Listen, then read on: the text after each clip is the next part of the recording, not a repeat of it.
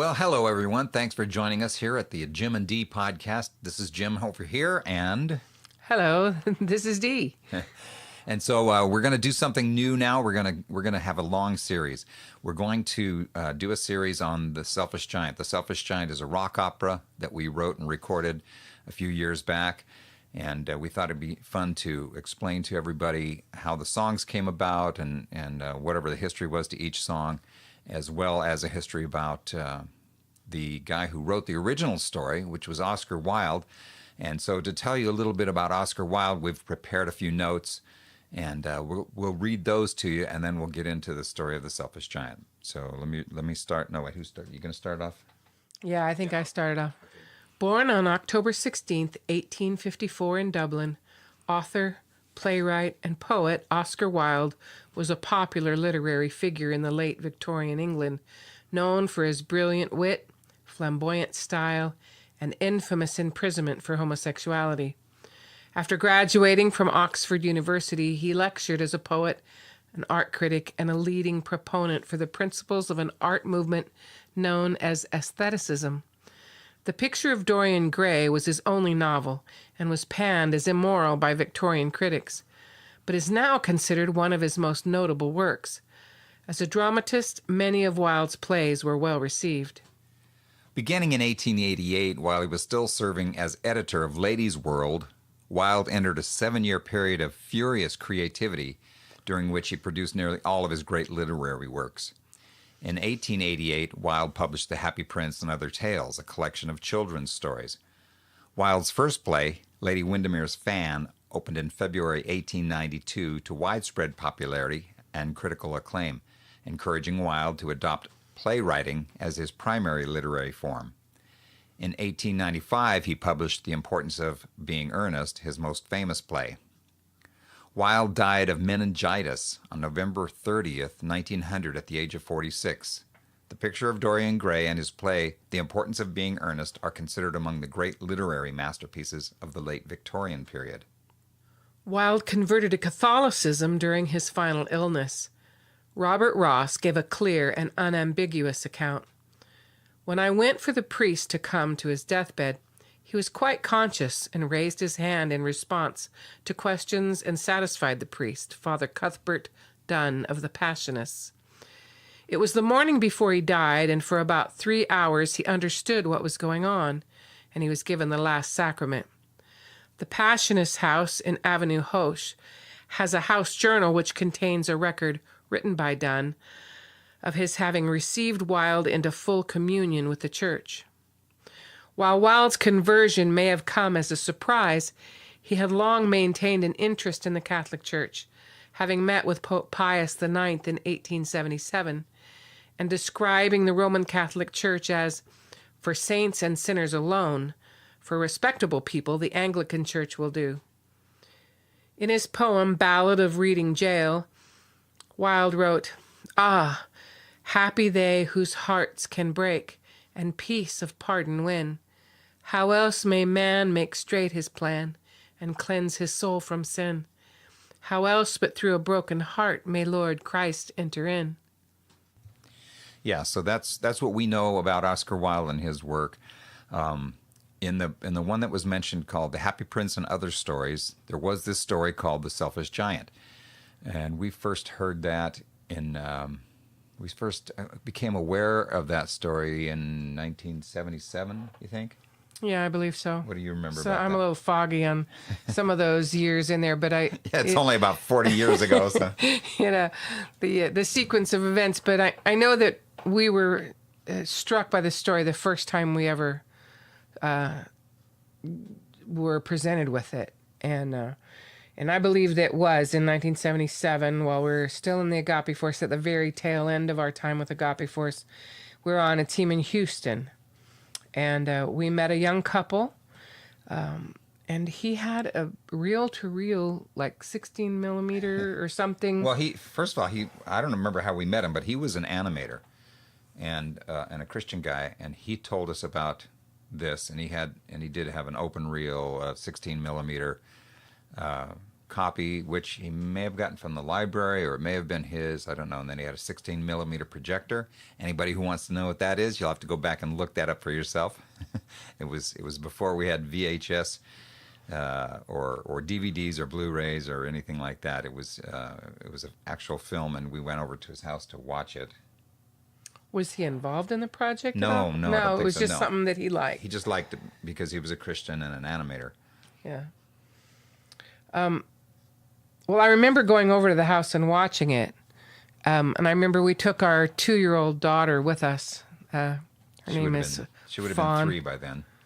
Okay, well, 3 years old. And I remember that he and his wife didn't have any children. And I don't know how long they'd been married, but after we had visited, and the next time we talked to him, he said, we weren't going to have any children, but just because of our experience with other people and Other the people's behavior kids. of their children, said, I want you to know that we've changed our minds about having children now after spending time with you and your daughter. And she was so well behaved, and so Anyway.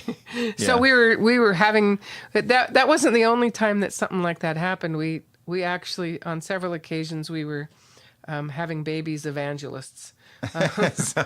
Anyway, so we found the story at that point, and I think not too long after, we started looking for the story. Of course, there was no internet to look for them, and we eventually found a collection in a bookstore by Oscar Wilde of fairy tales, which he had written quite a few.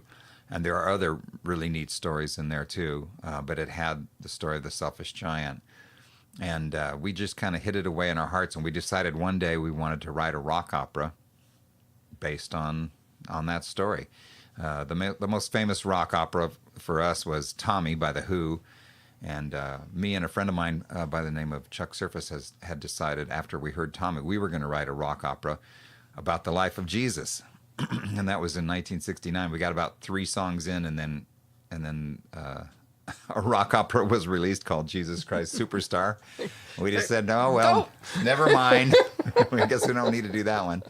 But we wanted to do this one, and we put it on the back burner, and somewhere probably in the mid to late 90s, we wrote, I think maybe the first 3 songs, and we sang them a few times in concerts and gigs that we had, but we just didn't get around to working on it until 2000 something, until later. And then, what do you remember then? It was 2001. When we started writing? Mm-hmm. Okay. Because I remember we sat down and decided we wanted to do that project, and we wanted to focus on that project as an introduction to our body of work.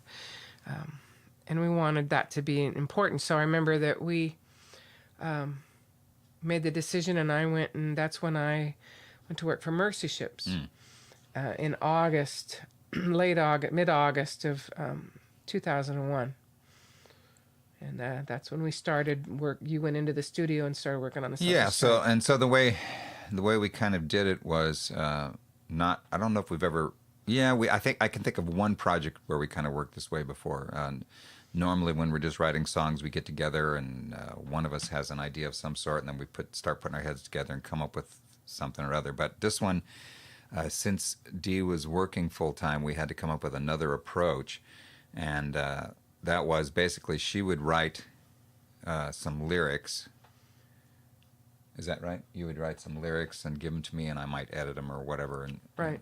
And since we're working from someone else's story, we really like the story, the way it was written, and so we had to try to find a way to just tell it in opera form. So we took the story and sat down together, and we broke it up thought for thought. Oh yeah, I remember we had that book that we scribbled in. Right, and these sections. And our copy of The Happy Prince, The Selfish Giant, and Other Stories are. The Selfish Giant it's got Scribbled brackets and scribbles all over it. And so I would take the next, whatever you were working on. We had the first 3 songs. So while you're working on the first 3 songs, I took song number 4, or the part of the story that Right. we had designated would be song number 4. And I started kind of brooding on that and turning in that story bit into a song. Which you're right. We had done that already with the first 3 sections because those are the parts we would sing when we travel.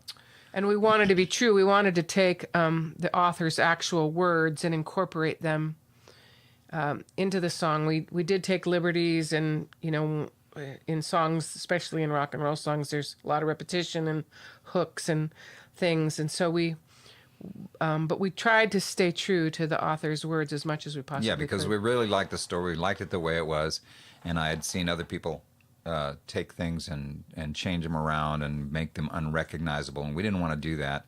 The truth is, by the time I remember after we were done and we had put the record out, I remember people writing comments on YouTube about how we had changed the story to try to make it a religious story and all this, and I couldn't figure out why people would think that until we went looking online, and we found that there are lots of people who have, in fact, rewritten the story and changed it from the way it was originally.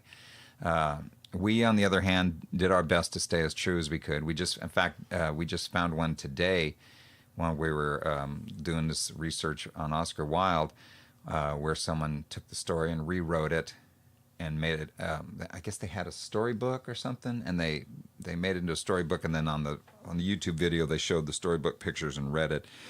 It didn't change it radically, but he did change it. He changed the language and left out bits here and there. So we tried not to change it. We tried to leave it as it was because we thought it was a great story. Yeah. And so that's how we went. I would give Jim the next bunch of lyrics, and then sometimes he would like them the way we were. Sometimes, we'd have to go back to the drawing board. And when we came up with lyrics, and he locked himself away in the studio. And sometimes, as always, sometimes I would come up with a musical motif or a melodic idea. But it was always so much more amazing after he got done with it in the studio. Well, the challenge for me is always to try to make the music, the mood of the music, match the lyrics, which is kind of funny when we sing oldies because a lot of times the songs didn't do that. I've noticed that with a lot of old Everly Brothers songs. You hear a song like Bye Bye Love. It's about a guy whose girl left him. And it's one of the most up-tempo, bye, bye, love, it's all up-tempo. So sometimes music doesn't match the lyrics, which I could understand in some cases if you're doing something a little satirical or something. But I would try to make the music match the mood of the lyrics. And one of the things I noticed when I was all done, now it took us 3 years to write and record this. We weren't at that time, we weren't doing music full time. There was a time when we had people living in our house that made it really tough to even be able to get into the studio and have enough quiet to work and stuff. But over that 3-year period, we did it. And one of the things I didn't notice till later, was how my production and arrangement skills changed as we went along. I listened to the very first song now, and it's kind of just almost like a simple blues rock kind of thing. And then when we get farther on, I was learning my software, I was learning my synthesizer things, and I was learning how to use all that together. And so the production values changed. And then it was funny because then I went back and listened to Tommy, and I noticed the same thing. I don't know how long it took The Who to record Tommy, but I noticed the production level changing as that went along. So that's all right. I guess I'm in good company with Pete Townsend. I don't know. I just remembered something. I remembered that one of my homework projects as we were gearing up to write this, was for me to go back and closely listen to several rock operas. Right. And one thing I noticed about the rock operas was that unless you knew the story already, it was sometimes very hard to tell what was going on. Right. You would get scenes that, like in a musical, but you couldn't follow the story really, without having the story written out for you. Yeah, somewhere else. I remember, of course, Tommy and Jesus Christ Superstar both had librettos. A libretto is basically the lyrics for the album, and of course, in an opera, there's no narration. It's all told in song. And I remember that reading as a teenager, late teens, reading articles where some of the idea of the story behind Tommy came out in articles, and you'd go back and listen. Oh, I get it. Yeah, that makes sense, because it was a little bit what's the word? Vague? I don't know. Right. It was kind of, you listening to the opera didn't actually tell you the story in a linear way. So that was I came away from that going, no, I really want people to listen to The Selfish Giant to come away with the story. So we're going to do that for the next. Now, this has been kind of long-winded. I don't expect every episode to be this long, but we're going to try to go week by week, playing each song in order, and where appropriate, we'll try and tell you a little bit what the history was, or the story behind the song, if there is one. The trivia. Yeah, the trivia, if there's any, that goes along with it. And if you haven't listened to it, we encourage you to get a chance to listen to it. You can find it. You can find it on iTunes. You can get it at Amazon. Or if you just want to listen online, you can find it on YouTube. I put it up on YouTube. It's really important to have the lyrics. That's why there's a libretto. And in our case, there was only me to do all the male parts, and then there was Dee and our daughters Elfin and Bree to sing other characters' parts. And so you have to have the libretto to tell who's singing which part, which is not unusual. I mean, the Who only had 4 guys to do all their parts, and they had the same thing. You had to follow along to see which character was singing which part. So when I finished the whole project, I knew I had to do what's called an overture. And so I didn't know if there were rules about the way overtures were supposed to be, but an overture is basically a song that goes at the beginning of the play or the opera, and it uses little bits of several of the songs to give you. I'm not sure why they're at the beginning, because I remember when I first finished it and I listened through the whole thing, and then I played the overture. The overture made sense, but the overture didn't make sense till I knew the songs. But there are overtures. There are songs that you might be familiar with. Any of the old enough to remember the TV show The Lone Ranger? They used the William Tell overture, and that's just little bits of the opera done instrumentally and strung together as, I don't know. I couldn't find anything about really any rules about how we're doing it. I read some of how the first ones were done and so on, but I figured the best thing to do is just do what I felt like, because that seemed to be what everybody else did. So the first one we're going to play for you this week is going to be the overture. The overture is an instrumental mashup, maybe they might call it today. I don't know. It's a collection of the musical motifs from the rock opera, and we're going to play that for you now. So here it is, the overture from The Selfish Giant.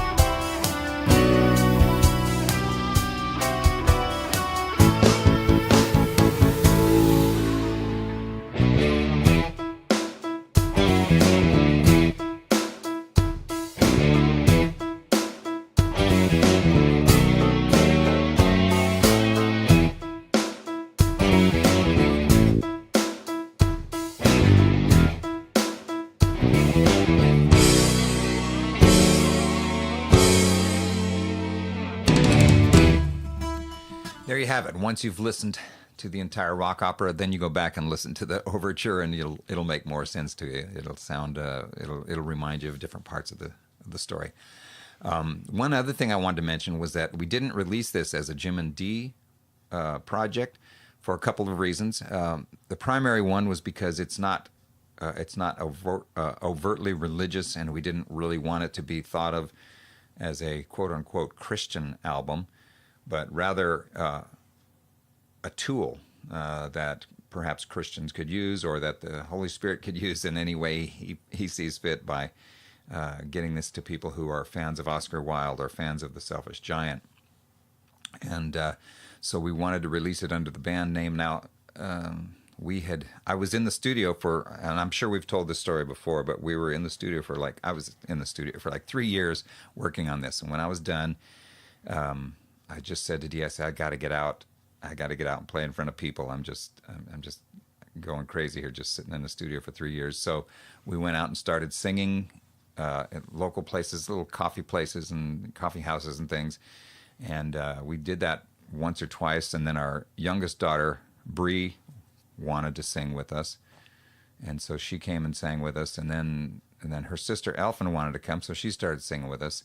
So they had been singing with us obviously on the album, so they were both singers already, but then so then even to put it out as Jim and Dee would have been kind of weird anyway, because we've had all the other singers, both of them, the other singers. And so we started singing together around locally here in East Texas, and we began singing. As things went on, we just started singing oldies from the 50s and 60s and cover tunes. And that's when we ran into the problem of calling ourselves Jim and Dee. Yeah, that happened in kind of a funny way. We, when the girls started singing with us, we knew we couldn't just be called Jim and Dee anymore, and they were pretty vocal about that. And it was so much fun singing with them, and we wanted to. It looked like things were gonna to start, picking up, and we were gonna get a lot of opportunities to sing. We got to sing at some like outdoors art festivals kind of things. Well, we started doing a lot of gigs. I think one year we did about 200 gigs with them, so they were obviously a very serious part of this. But right, and so we started looking for a name, and we pretty much turned them loose. We had veto. I said, power. yeah. I told him, I said, look, you guys come up with a name then, and as long as we can get the domain name so that we can have a website, we'll be pretty good with that. Actually, it wasn't just us. You and I were thinking of names. They were thinking of names. We had other people suggesting names, and then we just kind of got together with the girls and started sifting through all the suggestions. Right. And there were lots of suggestions, and we spent several weeks everybody coming up with all the names they could think of, especially the girls. They spent much more time on it. There's a couple of reject names that I remember. Like what? Like Jimmy V and the California Girls. And there were some that we liked a lot, but we kind of just fell into this thing where we all wanted to like it. We didn't want anyone to just say, okay, whatever. So we were sitting around one day and struggling with this thing, and Elfin actually said something like, well, I have an idea, but I think her and Bree both came up with it, but they hadn't mentioned it. Yeah, well, and she said, I don't think you guys are going to like this, but I have an idea. And so we said, what? She said, Bongo and the Point. And instantly we knew what that meant, although no one else in the world did besides us four. So we gave it 2 thumbs up right there. And so we said, no, we love that. And so that's what we picked right off the bat. Now, I don't know if Jim wants to chime in here, but when the girls... Yeah, I can, because I was the bus driver.